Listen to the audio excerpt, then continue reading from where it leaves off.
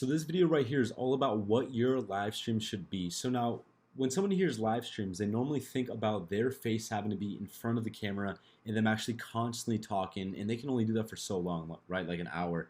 But now the method I'm talking about is necessarily your face is not going to be in it, and it's essentially going to be a 24/7 live stream that runs all the time, aka 24/7, like I said.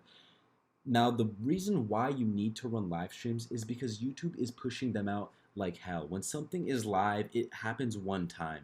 And so YouTube understands that and like to push it out, right? But now, this method is not exactly kind of a live method where you're always there. It's going to be basically a video that you put together, a compilation of all of the videos on your channel, and maybe a certain category or playlist of the videos on your channel. You're going to compile that into one video and then run that in a loop in a live stream. That's essentially what this is going to be. Now, it depends what you want to post or what video you want to have on loop for your live stream. Totally depends on what your channel is. So what I would do is I would come to the live section of YouTube and I would just look at the different live streams, see what people are running, see what's working and what's not. Now keep in mind, a lot of niches don't have live streams, but that's a good thing because if the niche doesn't have a live stream, that means you can come in and put a live stream within that niche and get the most views on your live stream. Now, YouTube once again is pushing the hell out of live streams. They're showing them to everybody. They're promoting them. They're suggesting them. They're putting them in the browse features, whatever. So it's just definitely a good idea, a no-brainer.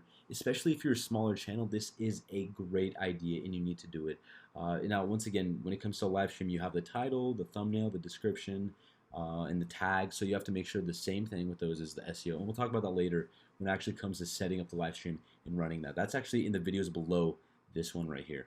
But anyway, so what you do is essentially you would once again compile a good amount of your videos and try to get them to be kind of in the same category, in the same playlist. So now there could be a channel that posts, for example, space videos, and there's some videos about black holes, and then there's like some about solar systems.